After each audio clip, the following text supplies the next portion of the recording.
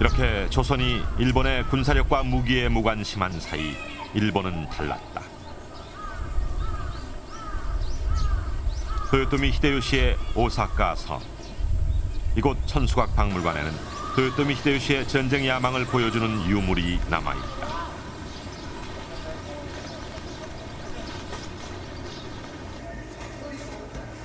도요토미 히데요시가 항상 지니고 있었다는 부채.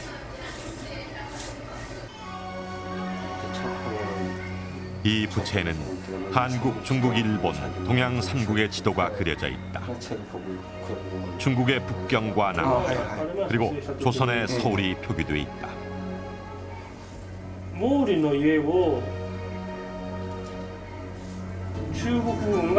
조선을 거쳐 중국까지 차지하겠다는 도요토미 히데요시의 전쟁 구상을 그대로 보여주고 있다. 도요토미 히데요시의 이런 전쟁 구상은 일본 전국을 통일하면서 구체화된다. 1587년 대마도주가 도요토미 히데요시에게 항복한다. 그러자 그는 대마도주에게 조선 왕을 복속시키고 조선 왕을 일본에 입조시키라는 명령을 내린다. 그러나 당시 조선의 경제적인 영향 아래에 있던 대마도주는 이런 도요토미 히데요시의 명을 그대로 따를 입장이 아니었다. 朝鮮から見ると対馬っていうのは、経済的に朝鮮で世話になってるんですね。でそういうことで対馬とすれば朝鮮と仲良くしなくては国がやっていけないんです。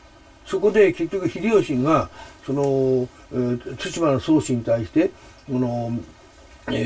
朝鮮国王を服属させて引っ張ってこいって言ってそういう命令出したんですけれども、秀吉でなくて宗氏はそういうこと言えないんですよ。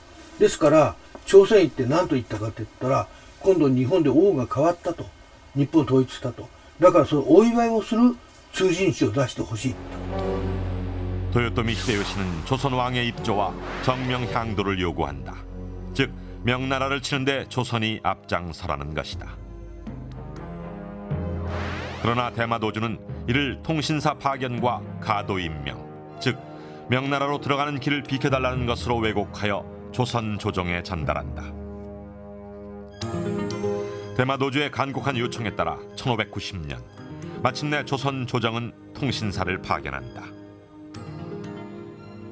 당시 통신사는 정사 황윤길, 부사 김성일이었다.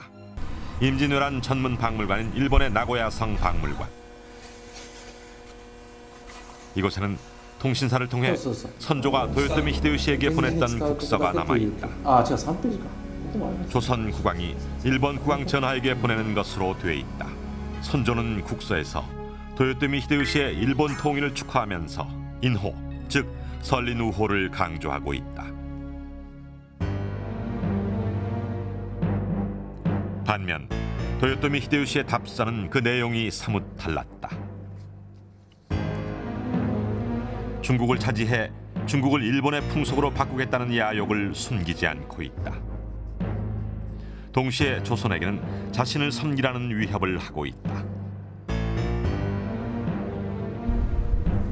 1591년 1월 부산으로 돌아오자마자 통신사 황윤길은 선조에게 곧 병화가 있을 거라는 내용의 장계를 올렸다.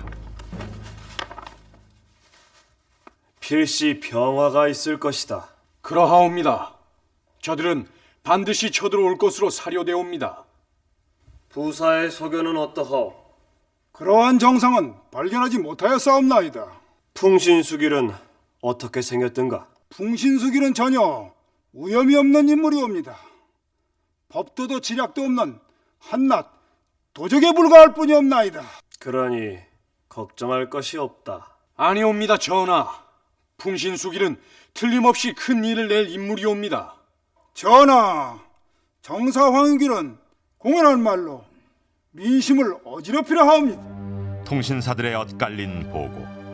이로 인해 조정은 의견이 나뉜 채 일본의 전쟁 야욕을 무시하는 오류를 범하고 말았다.